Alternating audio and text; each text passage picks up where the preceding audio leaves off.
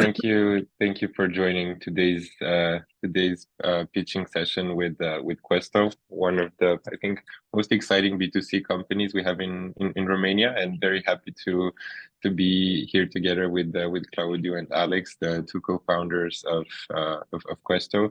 We'll be waiting for just 15 to 20 seconds before everyone joins the meeting, and then as the usual format of this session. So we'll invite them for a 5 to 10 minute pitch. Then we'll go into questions and answers. And the second part of the meeting, I'll invite the people in the call to address their questions either directly, turning up their mic, or writing them in the chat, and I can take them over.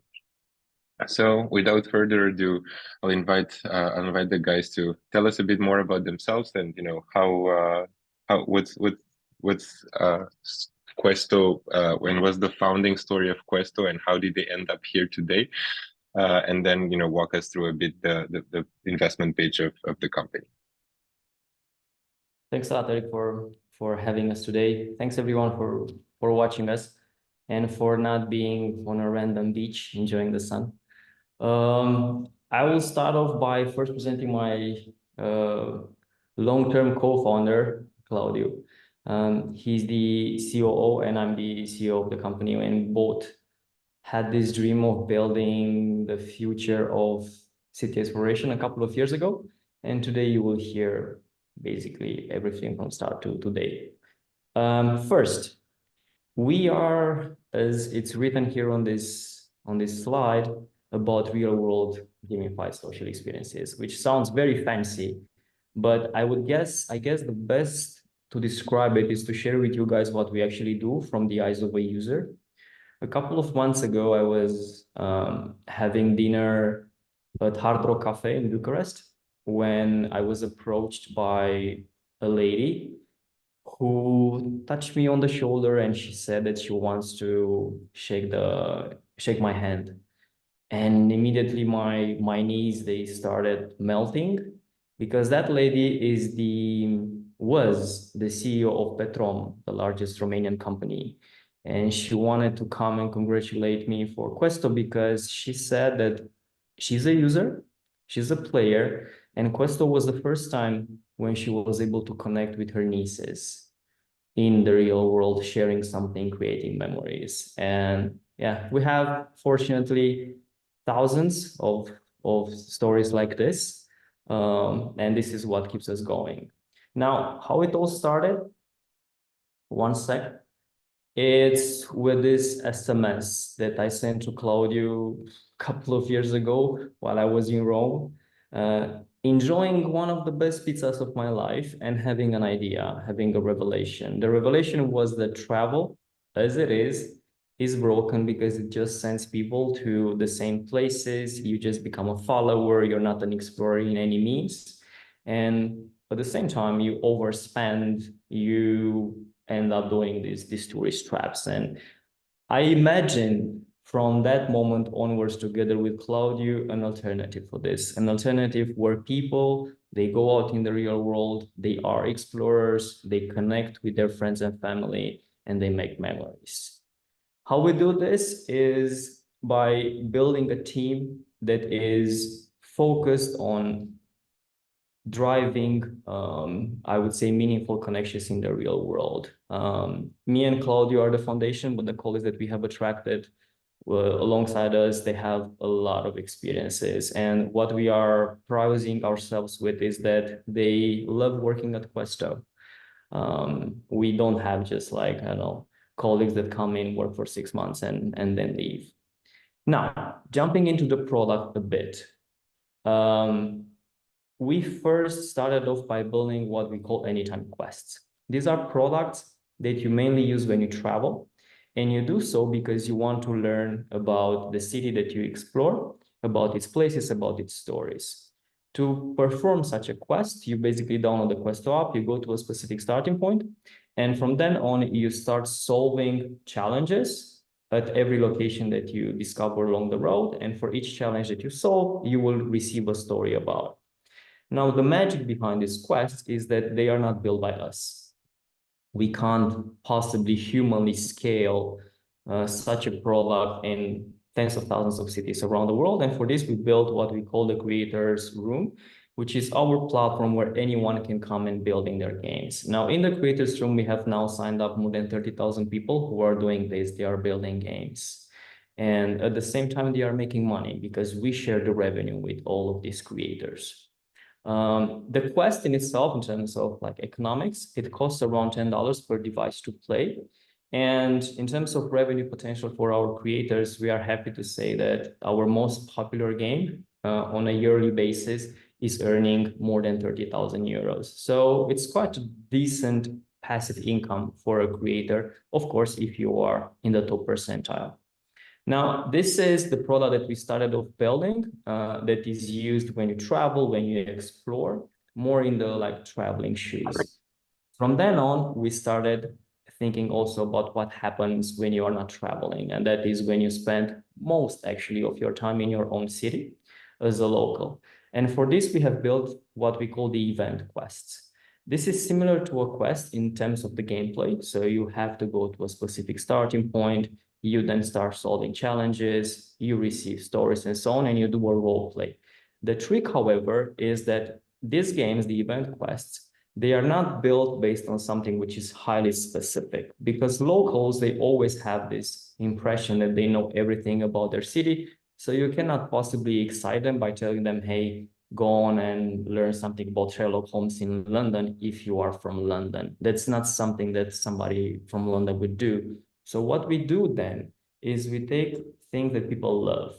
And what people love, amongst others, are movies, books, animes, games. So imagine we take a very popular movie, we transform that into a game, and then we allow everyone to be a character in the favorite game of theirs. This is what happened in the past few months with the famous Wizard of Oz story. We basically launched the Wizard of Oz in hundreds of cities worldwide, and we allowed anyone to be whoever they want, as you guys can see here in the picture. And that's actually a real picture from our users dressed up as Dorothy, the Lion, the Scarecrow, and so on. These events, in terms of numbers, they are usually played in big groups. Because of this, we also allow ourselves to charge a higher price, which is $40 per booking. This $40 price allows up to 6 people to enjoy the experience. And very importantly, these games are built by us. So here we don't do any shared revenue with nobody. We do the acquisition, we do the revenue. Oz Escape by itself grossed more than 2.5 million euros in the last 8 months since its launch. So these are the two main products that we offer. One clearly defined for entertainment. This is how we see every game that we build as an event based on movies and books and so on. The other one designed more for exploration, travel, and so on with the lower frequency. Together, these two, they build synergies. Because what we are actually able to do is we acquire users through one or the other, and then you are able to upsell them the alternative, meaning you bring in people through us in the ecosystem, and then you tell them, hey guys, now whenever you travel, you have this quest that you can play, and vice versa. Now, in terms of potential, there are, of course, these two worlds that we are tackling. There's a world of entertainment, probably the most popular common name that you can think of when thinking about entertainment in the real world, in the landscape of an app, is Pokemon Go. Pokemon Go, albeit it's not as popular now, it's still very popular amongst its audience. It's grossing more than up to $1 billion a year, even now, and it has more than 80 million people walking around with Pokemon every month. Then you have travel. In travel, it's very complex, very, I would say, noisy in many ways, but there's one number that's very interesting for us. That's the number of people that go on guided tours, for which we offer a great alternative. We estimate them to be at around 200 million people a year. What we know from data is that roughly 50% of them, they don't enjoy going on walking tours. They would rather go by themselves, not being with a large group of 20, 30 people, or even with a private guide, because they want independence, they want privacy. However, they do it because they have FOMO. They don't want to miss out on the best places to see or stories to learn. Now, we are definitely relevant for them, but at the same time, we are relevant for all the other hundreds of millions who already explore on their own. So that's a massive, massive pie that we are after. Now, a bit about our numbers. Today, you are hearing about Questo as being a consumer company that started off in Romania. Most of our team is now still built in Romania. And what we did from day one was to be global. That's why if you look at the countries where we operate, make revenue, and so on, you won't really see Romania there. Romania, I think it's in top 20 even now, but our revenue comes from the US, Australia, Canada, UK, France, Italy, and then pretty much all the other very popular destinations across Europe. Since we launched Oz, something happened in our trajectory. And if you guys now look a bit at the graphic, you will see two names, two titles. One is Vampires, the other one is Oz. Now, to give you a bit of context, if you remove Vampires and Oz, you would see a very nice growth just coming out from quests for the past 18 months or so, as it is there. However, what we are able to do with games like Vampires and Oz, Vampires, as a disclaimer, is a game similar to Oz, built by us as an event, but scaled at a lower scale. You can increase the size of distribution and revenue that you are actually getting. What's our goal going forward is to not have only 2 events that we do on a yearly basis. We need probably hundreds. We need to become the Netflix of the real world. And how we can do this is by investing in titles. Now, Vampires and Zombies and Oz Escape, those were titles that we didn't have to invest in from an IP perspective. Vampires is an original game that we designed, and Oz Escape is a public domain IP, so we didn't have to buy anything. But the most popular things that people love, you have to pay for them. So this is one of the reasons why we are making now this round. We want to invest in IPs, in popular IPs. We have now pending conversations with the likes, for instance, of Walking Dead and others, which are interested to work with us and to take their characters, their stories, and transform them into the real world. Now, I will go past this, and you guys can ask me if you have any other details, if you want any other details. If you compare a bit the number of games played with what I've shown previously in terms of revenue, you will see that the charts are a bit different, you know. So the revenue is growing all the way until March, and then it has a drop, whereas games played is now growing. Why this happens is because we sell events in advance. So Oz started selling at the end of November. It reached a peak in March, but then as you have those events happening, you don't have any more events to invest in, because we cannot do Oz events on a weekly basis in a city or on a monthly or so. It has to be probably a frequency of once a year per theme. This is our best case today. What this means is that, of course, we will now start doing Oz promotions and ads and so on at the end of the year. But until then, no. Oz in itself as a product, just pretty much like a festival, if you want, because Untold is coming in now, you stopped for a while. You know, it is what it is. What happens, however, is that you reach the peak in terms of sales and revenue, but then as the events start to happen, games start to be played, you know, usage picks up. And this is what we see now. Okay. To sum up a bit, what's our vision going forward? We have this very contrarian view that in this world that now is very digital and virtual, and all you can hear is AI and VR and such.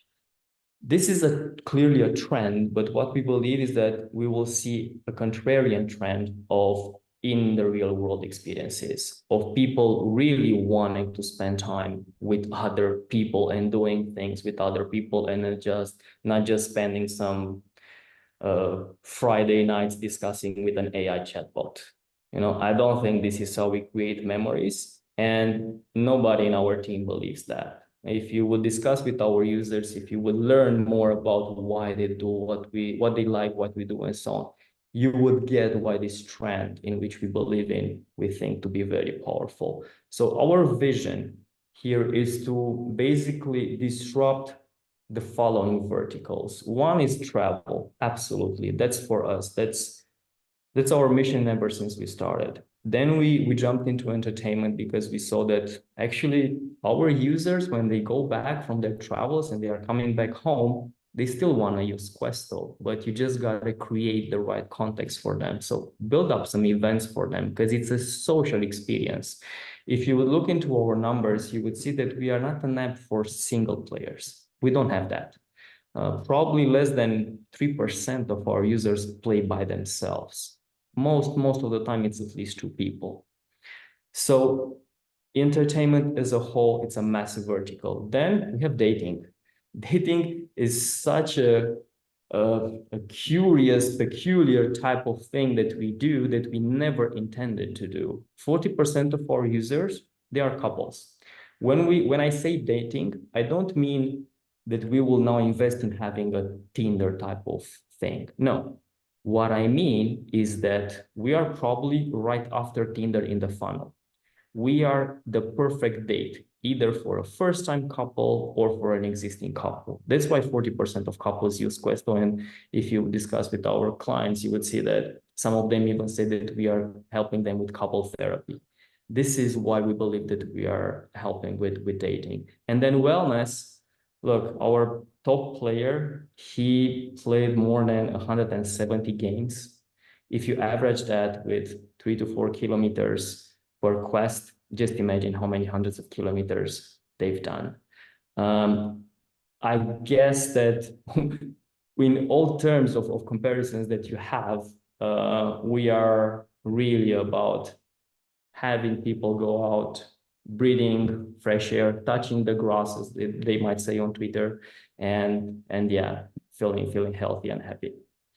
Now, today we are doing this race on SeedBlink as part of a larger race that we want to do in the upcoming months. As I've mentioned before, the reason for the round is that we want now to collect some money to be able to invest in these IPs. These IPs, they are not like freely available out there. They have a cost. This cost, they differ. For like, I would say like the tier 2, tier 3 type of IPs out there, you can start negotiations from 50K onwards. As time goes by, you can then discuss more easy with these guys, with the IP owners. It matters more and more the IP, the revenue share, which is great for us. We would be more than happy to do that, but we need some powder to kickstart these collaborations with the IPs. So we want to raise 5 million. This 5 million will be used to invest in the IPs and then improve our product.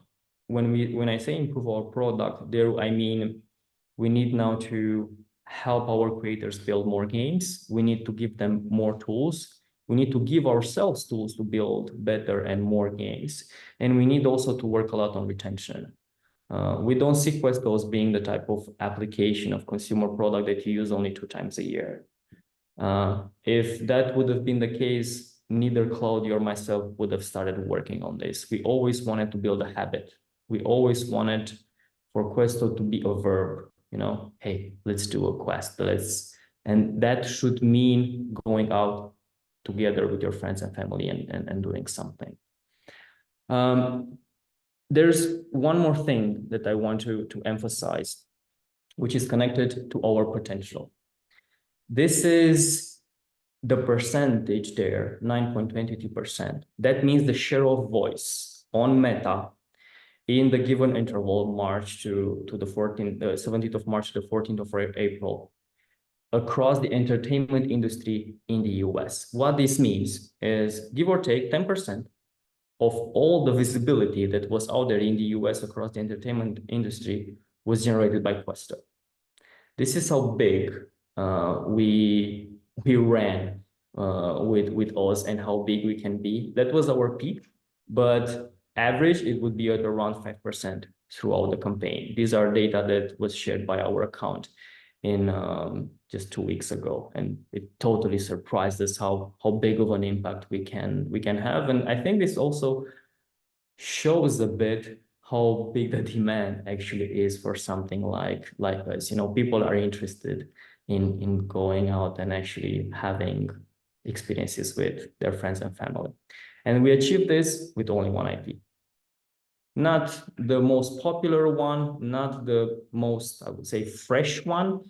As a disclaimer, the Oz IP attracted more of a 45 plus audience, because that's the audience of it, you know, and mostly ladies. But that's good, that's great. All we need now is to collect IPs that would enable us to acquire all the other segments out there in the world that want to have fun. So this is it. From now on, I guess I'm going to open the floor and hear your questions.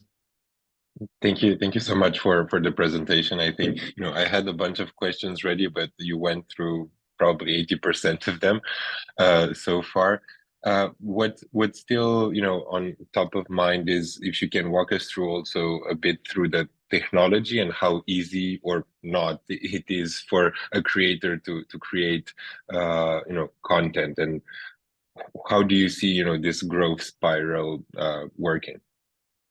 From the perspective of a creator, it's as easy as, I don't know, using a PowerPoint if you want, or any other tool out there. One of our most popular creators is a retired a producer from BBC from the UK, which built a game in Glasgow. She's like 70 plus, and she was able to do this game in like, I don't know, a few days. The average duration for building a game is about 25 to 30 hours, but that's for a first-time creator. If you're a second-time creator, it takes you probably 12 to 15, no more than that. So that's not a very, very big, I would say, barrier of entry. However, what we aim, if we discuss only technology in terms of the context of the creator, we aim to give them more tools. Right now, for instance, we are discussing about how to integrate better Canva into our platform, because we are not here and we were never here to reinvent hot water. If Canva is doing such an amazing job and Midjourney is doing such an amazing job, we just want those tools to be added as seamlessly as possible into our design funnel of an experience in the creators room, and help everybody to have access to that. So for example, we are working on templates in Canva that can be shared across all of our creator community network, and those templates then can be easily transformed into games across the board. So yeah, technology-wise, it's quite simple. To complete a bit your question, Alex, jumping on this, we can, from our vision, we think everyone can create a game. So from the bigger purpose to make people happy, or just build a game for your friends or family, and we have a lot of examples. So you don't need to be specialized creator or trained creator in order to build a game. Also, one of our most proactive creator who has more than 30 games built.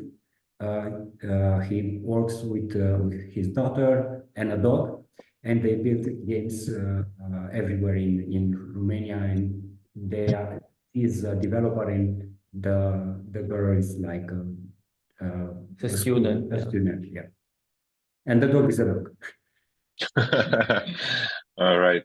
And can you walk us through also a bit, you mentioned, the creators earning, there's a revenue share model also. Can you walk us through a bit, the unit economics of how this works, both on, user generated content, but as well as Questo generated quests? How do you see, the growth moving forward from here? Well, when it comes to user-generated content and Questo-generated content, they very much build one on top of the other. First, to tell you like why. This is very, very important, and it's one of the main reasons that allowed us to scale Oz and events as a whole. Last year, we had the revelation that we have thousands of games built by creators in hundreds of cities worldwide. But those games are not just games. Behind the game, you have a route, and every route has a collection of places. But those places are not just pins on a map. A creator, when it builds a game, it adds content to every location. And he says a story about it. He might add pictures, he might add videos, he might add challenges about it. So we realized that basically we have a treasure in our creators room that we can use somehow to build on top of it. And that's what we did with Oz. Imagine that we scaled the Wizard of Oz in 500 cities across the US in, I would say, 2 months, probably like that. But that was without, I don't know, creators or anything. We just mostly used whatever data we had there. And that's one of the best benefits that we get from this community. They are building content, which we can then leverage into building extra value for the platform. But how this then transcends going forward is that I use whatever they built. I built some games. I added in the ecosystem new users, and those new users are then going back to the creators and playing those games as their second, third, fourth game. So it's a very beautiful viral loop. In terms of the economic side of it, so whatever we do, if it's an event game, as I said, we invest in the marketing. Nowadays, it's mostly Facebook. This is how we acquire 90+% of the sales for events. And then we have the creators games, the quests. There we have two main sources of sales. One of them is the organic, the retention. For instance, last week, 25% of all the sales across Questo came from repeat users. And this is an ongoing kind of thing now, and it's growing. Last year, we were at about 15%. This year, the same interval, we are at about 25%. The more games you build and the bigger diversity and so on you get in the platform, this number will grow. Of course, if the quality remains good. Otherwise, if you deliver shit, you will get shit numbers. In terms of economics, then what we do is the creator, whenever he builds the game, we give him up to 50% of the net revenue. So first, we gotta pay whatever commissions we have to pay. If the customer buys from the app, then we pay 15% to Apple. If the customer buys from the website, we pay 1.5% or however it is to Stripe and so on. So we always first pay these commissions, and then we split the revenue with the creator. Did I answer your question? Yeah. And there was also an additional question related to what are the top quests like on Questo? Is it like city-based? Is it like theme-based? What do you see the main? It's two types. So the top ones is two types. Either you are very good in terms of identifying a theme that has all the ingredients in a city with a lot of demand, such as Paris. So one of our most popular games takes place in Paris. But I would not honestly recommend this to creators because it's a long-term game. If you want to have a game that has success in a big city, give it a few years, 2-3 years, because you're competing with a lot in Paris, with a lot. I mean, just on TripAdvisor, there's roughly 2,000 guides, walking tours, and so on that you compete with. However, if you nail it and if you have time, this might work. The second one is if you go into smaller cities. So this year, our best performing top gainers are games in Norwich, in the UK, in Nottingham, in the UK, I don't know, Rhine in Germany. It's like these tier 2 cities. Utrecht from the Netherlands is a top 10 game ever since we launched, because basically nothing really happens in Utrecht in terms of supply. So as soon as you build something in a city like this, people are on it. They want to do it. The success is a mix of theme of people, of the things that people are interested in that city or in that specific part of the city, as we are talking about big cities, but also on the audience. So adding on top of these generic themes, we have also cities where maybe a ghost theme is much relevant, or some gothic theme is much relevant, like in Edinburgh. In Edinburgh, you need to have something that people are looking for. Yeah. All right. And taking a step back and going also into the direction of, the investment opportunity, can you walk us through also a bit the fundraising history of the company? So you guys, are also backed by VC funds, angels as well. So walk us through a bit the history on that then. So we first got our angel checks in 2018 and 2019, right before COVID. Then we got our first VC check in the middle of COVID in I think May or June 2020, which was 300K from Sparking Capital and Early Game Ventures. A couple of months after, they followed up and they did 1.25 million. We closed the round in January 2021. And ever since, we did only like a small bridge in 2022, in October, I think, 2022, of about 400K. And this is all the funds that we've raised so far. All right. And I think I'm seeing Vlad also here. So thank you, Vlad, for joining. And what are the main things that you want to from now on, that with this round that you want to like the hypothesis you want to test and also to prove, and what are the next steps towards the 5 million round that you're mentioning? So what's the timeline on that end as well? Okay, so two things. When it comes to use of funds, let's say our plan going forward is quite straightforward. We are now having some open discussions with a couple of IP owners. So we really want one from them to invest in and then scale. The idea here is, as I said, we need a calendar full of events, not just some random windows throughout the year, because then what happens is that you will have an increase and then boom, you drop, and then as soon as you can start communicating that event again, you can increase again, So we want this stability, this predictability, and for this we need a couple of IPs, because we are always, I would say, into controlling our own destiny. We didn't put all of our eggs into the IP basket. What this means is that, yeah, we opened discussion, yeah, we need to collect the money to kickstart this, but we already started working on other games that we can sell as events to fill our calendar. One of them is now started to actually doing really well. It's a game for Halloween. It will be launched across hundreds of cities in the US. It's based on Dracula and Frankenstein.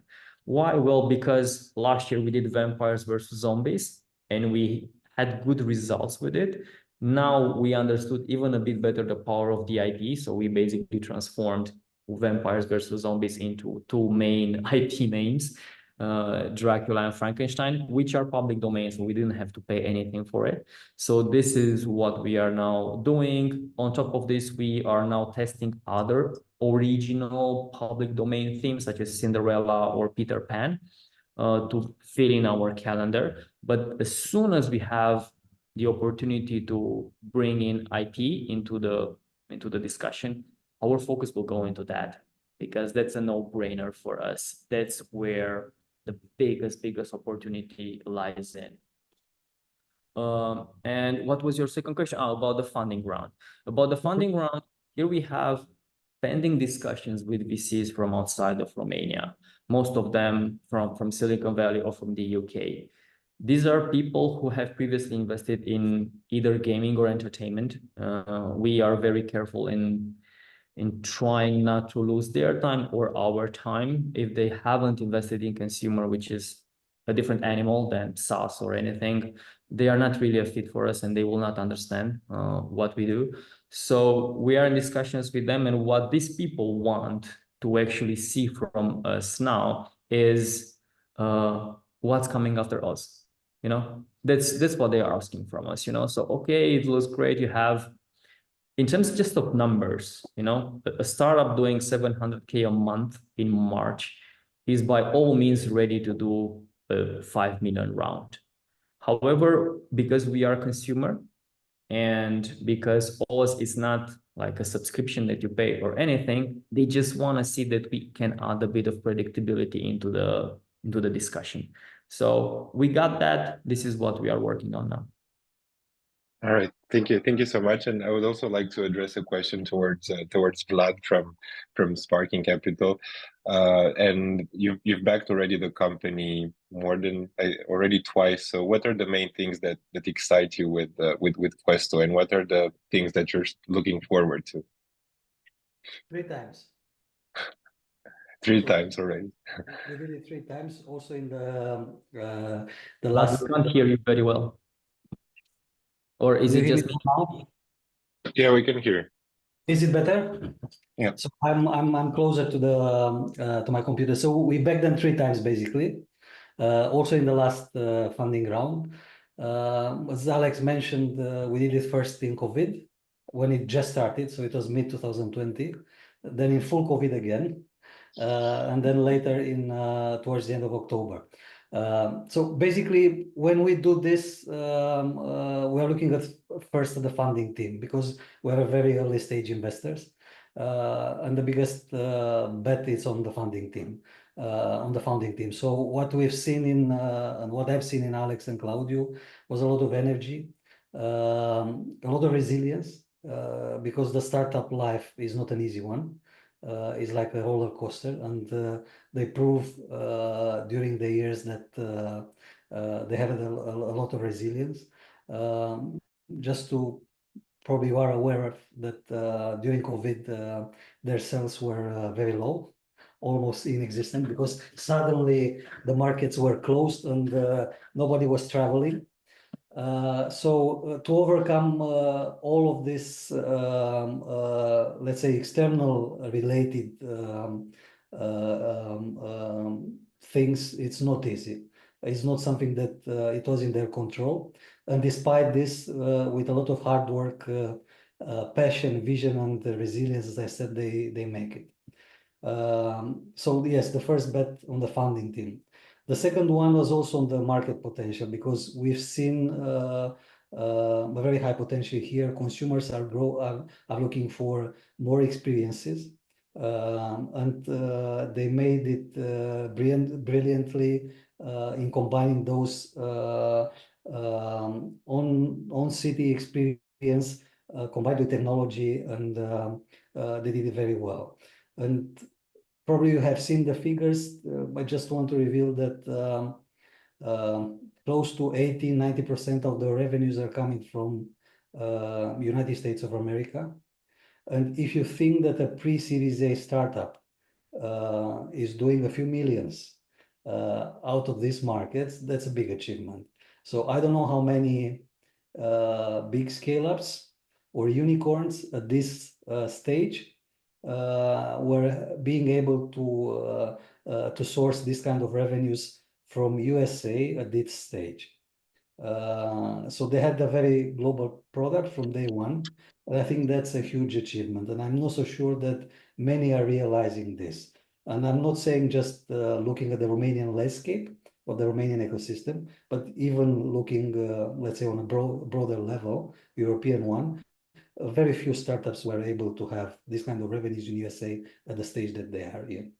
So yeah, we are happy that we have backed them, and we are confident in their vision and their ability to realize this vision. Thank you so much, Vlad. Vlad. So Alex, Claudia, still a couple of questions, mostly related also to the sales part of things. So can you walk us through, a bit how the funnel works? Like, do you also have a sales team, or is it only like product-led and marketing sales? No, we don't have a sales team. We have marketing. What we do when it comes to user acquisition, this is how basically we describe it, acquisition, because it's a consumer startup. When it comes to events, there is, as I said, mostly Facebook.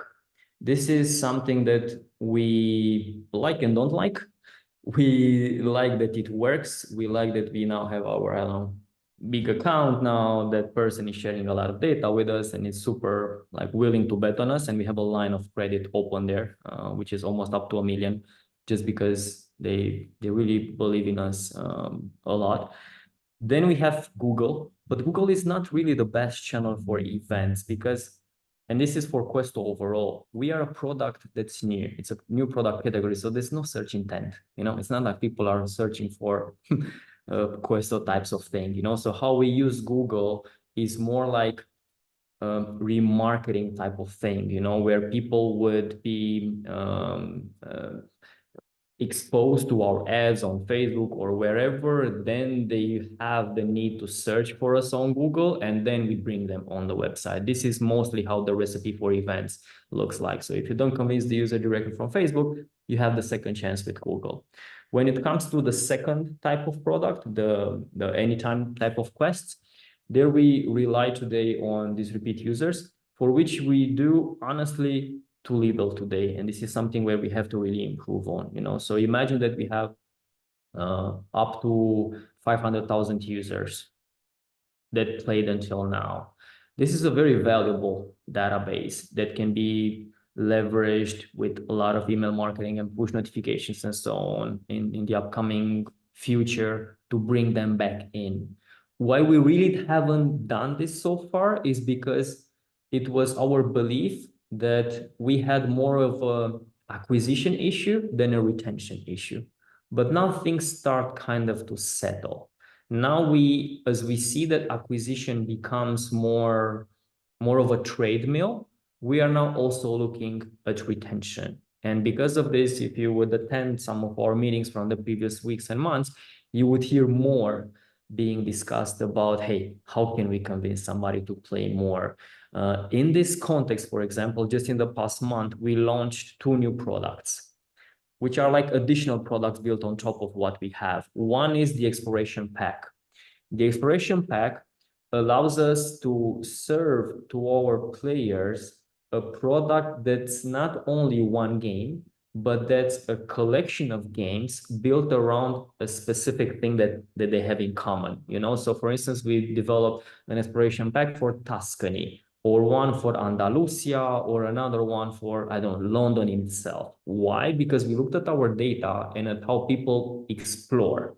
And we saw that you might have 2 different users that if you look at the numbers, you see that they play 3 games in 12 months. But it's very important to understand when they play those three games. Because what usually happens is that the users that were playing 3 games in a span of a week are more relevant for us than the users that play 3 games in a span of 12 months. And then we looked at that and we saw that they are more relevant because those users convert into repeat users on a much higher percentage than the others, because they make a bigger investment right then. And for this, what we did, we built the Exploration Pack. By doing this, we are able to offer to the customer a better deal and to give them a collection of games that they can play for while they are in the holiday in the context of using our product. And then they have a bigger investment and reason to come back to. And the second type of product that we built is the same logic, but in the app. The Exploration Pack is more for the website acquisition, and the pass for the app, it's basically, if you want a very basic type of subscription in a sense, where you play to acquire a pass that gives you unlimited access to play whatever game you want for 7 days, 30 days, or 1 year. You know, and it's the exact same reasoning. We want users, when they come, to play as much as possible, because for us, when it comes to user acquisition, it costs me the same to convince the user to buy any game. So I would pay X amount of euros to buy any game. Whereas if I convince you and pay the same amount of money, but you buy a pack or a pass, it's much more profitable. So on that note, what's the, let's say, return on ads spend on average, or how do you look at this health metric between, cost of acquisition and, I don't know if it's a lifetime value or not, or I don't know what's the metric that you're monitoring in order to see the ratio between the two? Yeah, we are very into profitability right now and margins. So because of that, honestly, customer lifetime value for us is a thing to think about in the future. When it comes to events, there we are always either on break even or in some order of profits. So for instance, with Oz, throughout the entire campaign, the product, the cost of acquisition was around $32, $33, somewhere around that, and we were able to sell that for 40. But that was also because we tested a lot and because it was our first. So if we would do Oz now with all the learnings, probably we will get a significant reduction of the cost of acquisition, because we just know much more now than we did when we started this. And when it comes to the Quest, there we did very little yet. So the numbers are not as I would say satisfactory in terms of results, significant statistically. For instance, with the exploration packs, they are of different types, 3 different types, 20, 40, 60. From our test, we were able to sell them kind of on break even, all of them. And when it comes to quests, on those, we didn't invest yet. In the recent months, we did some tests to acquire customers through ads on quests a couple of years ago, but it didn't work. And now I'm not sure how we can make them work, because they are very sensitive in terms of pricing. It's a $10 product that I am forced somehow to acquire customers for in the context of competing with Get Your Guide, TripAdvisor, and all the others that are selling probably on a loss and products that cost much more. So that's why when it comes to the quests, our idea of growth would be 1, product-led growth. Absolutely. This is 1. 2, it's email marketing. And 3, we really want to scale the creators community. We see this as being a product that's also being sold through this influencers, if you want, that are also building games in your platform. All right, and last but not least, on this, let's say, financial topic, is what can you tell us a bit more also about the forecast that you're looking in terms of projections? You mentioned wanting to get a new IP. How is that reflecting in this year's numbers, next year's numbers? Yeah, well, when it comes to numbers, Vlad can validate what I'm saying here. We are, at least in the past few years, since we've become a bit more mature, we are very realistic or pessimistic, I would say. How we do that is we look at Oz. We see that we managed to do, give or take, 3 million with Oz, with an IP that's at most an average in terms of popularity and interest and so on, and only in US and a bit in Australia and Canada, So just imagine that we did that without doing any type of effort in Europe or in any other side of the world. So just by scaling such a product in a new market, you would be able to scale it and make much more revenue. Walking Dead, from this perspective, from what we know now, is a more global type of IP.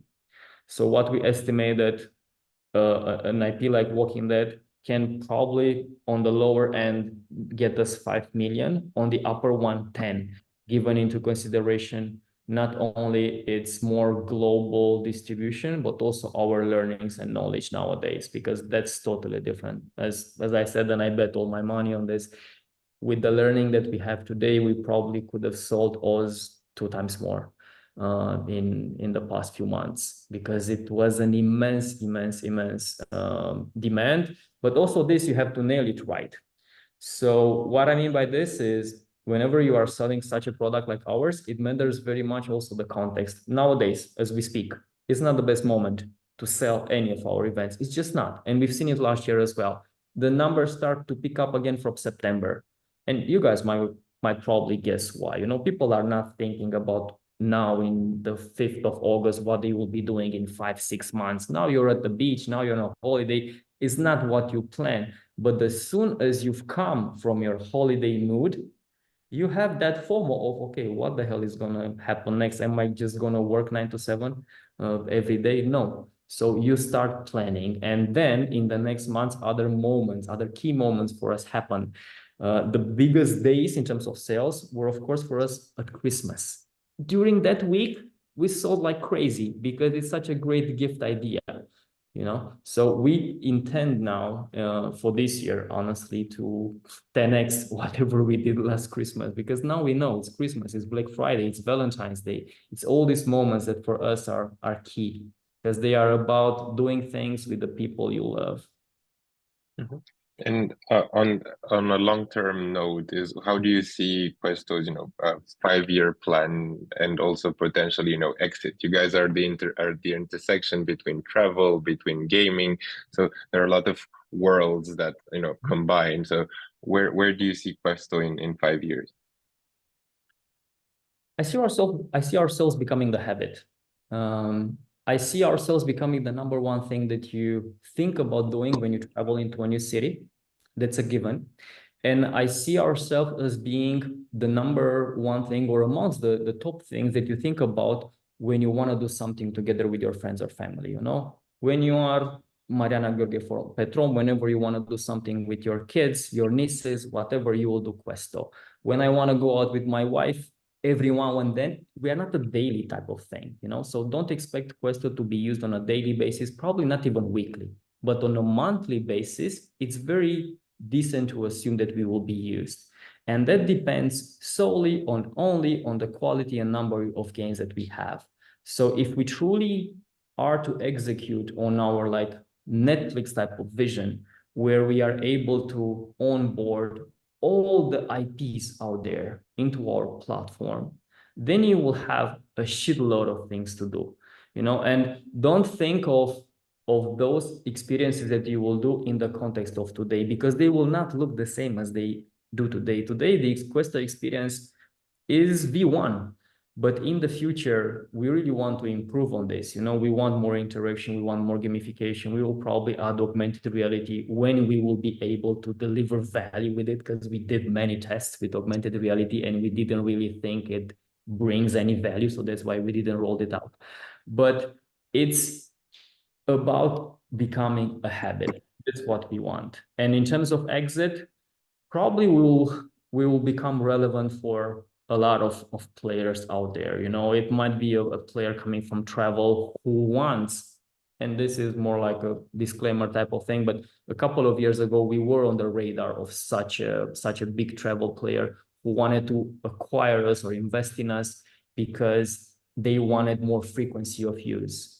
They wanted not to just target 2 times a year a customer, but they wanted more, because every travel player is probably thinking about this, how can we increase frequency of use? And we can do that, but it can also be coming from entertainment, or as the most successful consumer companies out there do, we can just also do a public listing, because if you look into what the companies that get to be listed, it's mostly consumers that really have good results. Mm-hmm. Thank you so much. And as a parting thought before we get into the technicalities on how can people invest and the processes, what are the top 3 things that people should remember from this pitch and about Questo at this point in time? 3. Okay. 1 is, I would say, remember that we are a product for consumers launched in Romania that are global. And we convinced more than 500,000 people, mostly Americans and Australians and Canadians and so on, to go out, walk, and spend time with their friends. And imagine how powerful that is. For us, this is insane. Whenever we look at every day, we get to watch the pictures of our users they share them with us privately for some gems in the app, you know. So whenever we see that, we realize what we are actually doing. Second, I think have in mind that we not only managed to grow, to build a community of 500,000 players and so on, and launch in more than 1,000 cities worldwide. Now we are at an inflection point. This is how we see it. Now we finally have a scalable recipe for growth through events. We battle for this, and most startups that are in consumer battle with distribution. But what Facebook allowed us to do in this events context is to actually scale profitably. And what we want to do now is just double the hell down on it, you know, because now we know how to do it. We basically found a product distribution fit somehow when it comes to events, and we really want to nail it down. And the third one is what keeps us motivated, I think, for the long term. Look, we've been through COVID, we've been through so many disasters in the past few years since we started, but we always had this vision in mind that that sounded contrarian. I mean, this conversation about Questo, when we started, pretty much nobody in Romania believed in us, you know, and not just in Romania, globally, nobody believed in us. But we are contrarian. We really believe that the world is shifting towards a trend of experiences in the real world. And I think that we are there in the pole position. We are at the forefront. I think we also have now the duty to educate a lot and spread more the awareness on this. And if we capitalize on this, I think that, yeah, we can be big. But it's probably also more on us here. We have to be more vocal and spread more the word about how important it is to actually go out there and spend some time with your kid, with your couple, with your partner, with your mom, whoever it is, whatever our users are doing better than us, honestly. Thank you so much, Alex. So going now into practicality, can you share also the terms of the investment for people that want to jump in the SeedBlink campaign? Yeah, absolutely. So I guess that by now you can all see the campaign page and so on. Not yet. So I think the first question was, you know, what are the terms of the investment, and then I'll walk through, you know, what are the next steps of who gets access and when. Okay, so the terms are quite simple. We are offering a 20% discount in a convertible loan. We are raising 300K. This loan that we attract through the contributions coming from SeedBlink, they will convert the 20% discount in a future round, but no later than June next year. You know, so it's a maturity date. If we do not raise any additional funding, so if we don't do a proper round until then this loan will basically convert to a valuation of 15 million.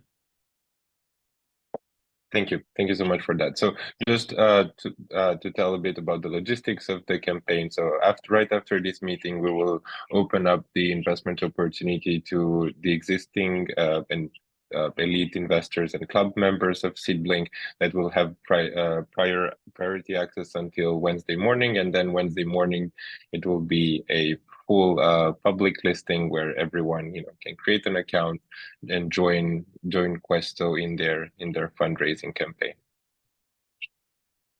Well, I want to thank everyone for joining, and and especially Alex and Claudio for their presentation, and also Vlad for his intervention, and to wish you a very, very good evening and summer night.